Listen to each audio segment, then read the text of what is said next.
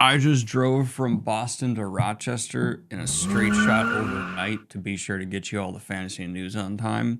So when I say the fantasy news must flow, I fucking mean it. Welcome everybody to another episode of Fantasy News. I'm your disheveled goblin host, Daniel Greene, and today we have the succulentest, that's not a word, fantasy news in recent memory. And that's going to be starting with some pretty substantial Wheel of Time updates, because it seems that Amazon has let the rights for their show adaptation revert back to iWatt. For those who need a refresher on who exactly iWatt is, they're formerly known as Red Eagle Entertainment. You can get a deep dive here of why Robert Jordan allegedly hated these motherfuckers. But the latest development from iWatt's handling of the Watt rights that fans are not thrilled by is their use of AI in a actually currently out released playable Wheel of Time game called Randland, which is a terrible name. That's what fans call the Westlands. It's okay. Anyway, as far as I can tell, this brings the chances of any form of resurrection to the recently canceled show to nil. So it's not a bright day for Wheel of Time fans, though I do have a silver lining, a glimmer of hope on the horizon, if you will, and that is because I am happy to announce that 1 week from Thursday this week, you will be getting the first video that'll be breaking down and summarizing the entirety of the Wheel of Time from me to you. I am on my final pass-through edit of the Jordan books. It has to be split into 2 parts because I cannot release it all as one part literally here on YouTube because it's over 12 hours. So we're going to be doing the Jordan books, then the Sanderson books. And I plan on releasing the Sanderson books one 2 weeks after the Jordan one, which will give me time to edit that girthy boy as well. And that means patrons will be getting my first draft edit of Memory of Light on Patreon at the same time that publicly everyone's getting the Jordan book summaries. As for my thoughts on the show rights reverting back to iWatt, this is the company that recently announced the biggest project in video game history, saying they were going to make a video game that adapted the Wheel of Time in its entire history with everything the books ever did in one game, which is physically impossible. Trust me, as someone who just summarized it, that's not happening. So I just hope they want to make a big cash day quickly and sell the rights again to someone else who maybe want to take a stab at an animated Wheel of Time adaptation. I still think that'd be pretty cool. And a lot of people seem unaware that there was an additional Wheel of Time sort of adaptation happening with the live action show that was actually bringing the lore to life in an animated fashion. And pretty much universally, everyone who's seen those seems to think they're like fantastic. So they're on Prime. If you look in like the bonus content of the live action show, there's some really cool lore breakdowns that the animators clearly had a ton of fun with. So I recommend you check those out and get a taste of what a possible animated Wheel of Time adaptation could be in the future. Because with a failed live action adaptation happening so recently, if we're going to be getting anything in the next 5 years, it'll likely be animated, in my opinion. But that's not the end of things tangentially related to Wheel of Time, and that is because Brandon Sanderson has released, well, let's just call it the first look, sneak peek at Ghostbloods, aka Mistborn Era 3, with a reading he released from DragonCon, I believe, over at his YouTube channel. Full transparency, I did not watch it because I want to go in virgin to it. I don't want to have any spoilers or anything like that. So I'll just have it linked down below if you would like to go ahead and see what this new time jump forward for the Mistborn Era 3 will be. Although fair warning, just from reading the description, because I want to be as informed as I possibly can when doing this, it does apparently contain spoilers for Mistborn's Era 1 and 2, so do not necessarily watch 8 if you are not caught up with the adventures of Wax, Wayne, and Vin. Is there something bothering you? What's distracting? Is there something behind me distracting you? I don't... Parents, please have your underage children leave the room. They shouldn't be here in the first place. We talk about stuff like Berserk. Get them out. Timer's down. Leave. Because this video is brought to you by Blessa. We're teaming up so that everyone who signs up for their giveaway gets a free toy or gift card. Look, as of late, I'm aware that life, it's been stressful for people. Look outside. Don't. It's actually a mistake to do so now. Sometimes you need to relax. Take the edge off. This one, it looks more Ferrari-esque than the last one. This time, they sent over 2 new toys, the Halo 2 and Air Vibe Pro, both of which are upgrades from the previous designs by being quieter, eco-friendly, and with multiple customized settings. Massage away the tension. Tension melting. Look, don't get me wrong, it's better when you have the help of somebody, but if you're on your own or want to enhance time with somebody, you have options, tools to make that massage better. This looks like a Green Lantern ring. Now, it may be chromed out, but does it vibrate as good as the last one? It does. This is a good vibration. We also have the suction pop. It's a satisfying sound. They're ergonomically designed to fit in your hand and are super discreet. You can put it in this little case, slip it in your pocket, and look. No one's gonna guess what that is. If someone comes into your room, they're not gonna be like, oh, toy. They're probably gonna go, oh, tech gadget I haven't heard of. So if you use my link to sign up, you get a free toy or gift card. And a big thank you to Balessa for being a sponsor on this channel. Now in some mega good news, at least in my opinion, Anthropic, the company that along with Meta, has stolen millions upon millions of books from authors to train its AI. Well, it is not being held for copyright infringement, which is something I disagree with. They are still being ordered to pay authors for pirating so many books en masse. And right now, the lowest amount it looks like they will be paying is record setting. Now note, none of this is set in stone. There are going to be updates, but at least $1.5 billion needs to be paid to publishers and authors whose books were snagged on up in this process.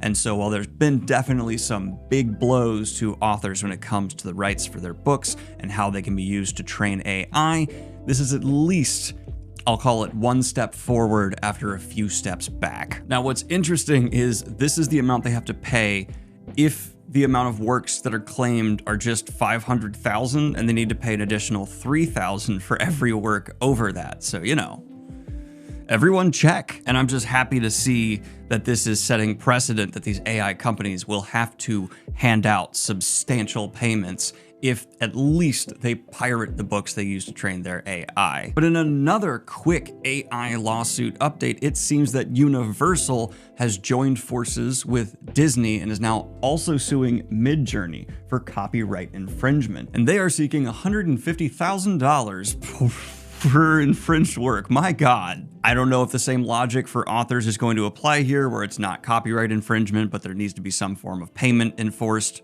I don't know. But man, this is an interesting time to be looking at the AI art conversation because, yeah, there's a lot of water going the wrong direction, but it does feel like they're at least trying to turn the wheel to give creatives a chance. I don't know.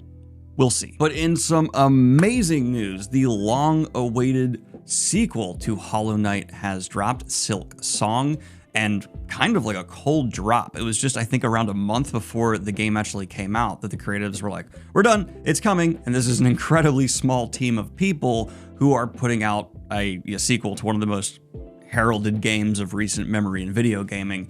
And now that Silksong is out, not only has it received nearly just as much praise as Hollow Knight from what I've seen, it's only being sold at $20. And the gaming community is such a fan of this game and the people who made it that even typically, like, let's call it sea sailors with black sails and skulls on their flags, are encouraging people to actually just buy it because, holy crap, 3 dudes came together and made this masterpiece and are only charging you 20 bucks. And it's been so successful that it's crashed multiple, including Steam and Nintendo, game distribution networks. Holy shit. And I want to be clear, more than 100,000 people were playing this game within a half hour of its launch. And I believe it's posted a peak player simultaneous number of over 500,000 already. Just another example of, in 2025, an indie studio, this time with only 3 people, showing these massive corporations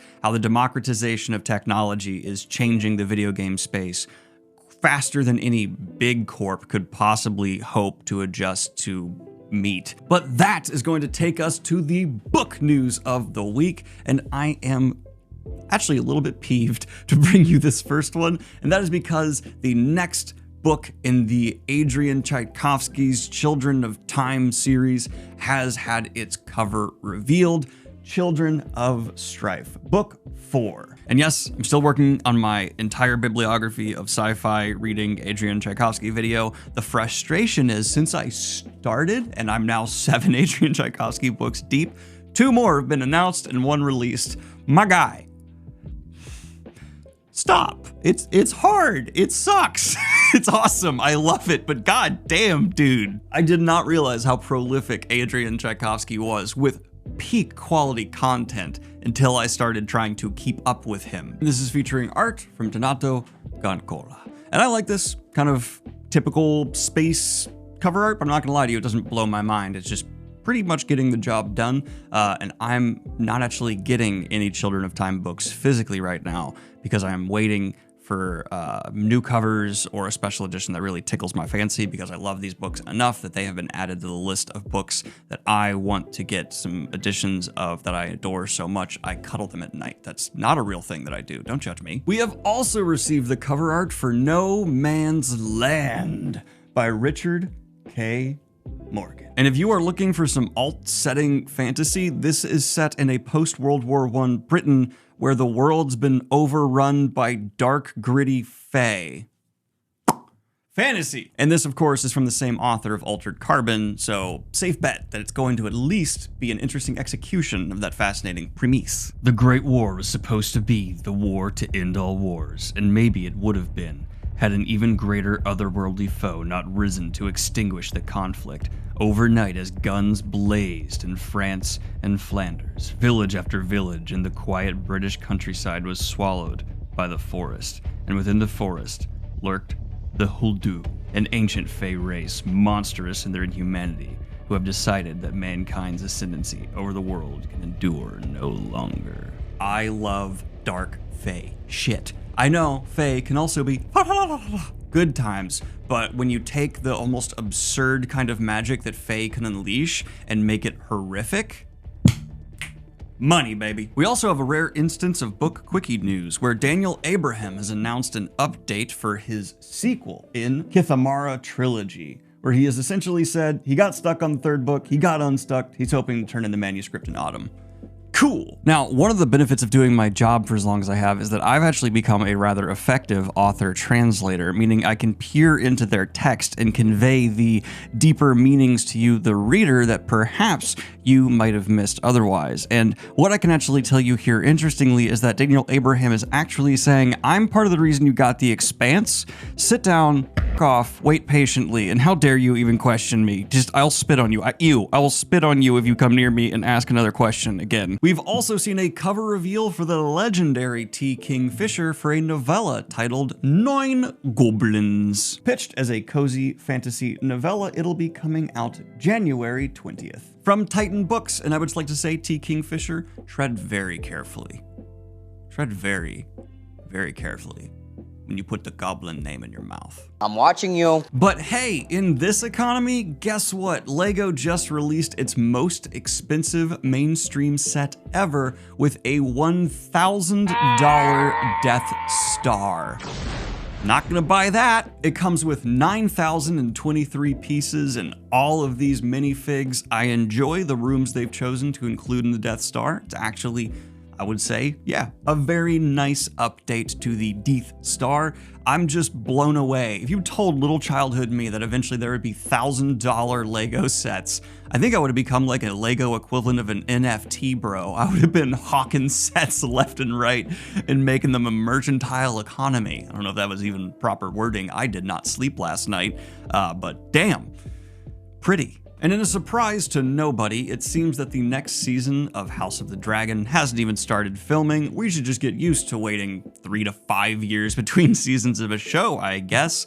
Next news. A Life is Strange series has been announced to have been acquired and planned over at Amazon Studios. Charlie Covell will be writing the script as well as executive producing the show. Dope combo. This came with a statement saying, after a decade-long journey, we are honored to be bringing the beloved story to Amazon MGM alongside our incredible partners at Square Enix, our brilliant showrunner Charlie Covell, and the amazing team at Lucky Chap. Together, this thoughtfully assembled dream team is ready to share Life is Strange with the world in an entirely new way. But I guess we're just going to be closing on out here with some quickie news, and that is because Howl's Moving Castle is going to be coming back to theaters, so if you are someone who wants to see Peak on the big screen, that will be available to you September 20th to 24th across the country. And we have also seen Arcane continue its Emmy-winning streak, picking up an Emmy for both its episode The Dirt Under Your Nails and for its sound editing, which is badass. But this takes me to a story I've kept here at the end because I know a lot of people are tired of hearing about this, and I don't blame you. In a lot of ways, me too. But there have been some updates to the Audible situation, most recent one here. Audible responded in a way,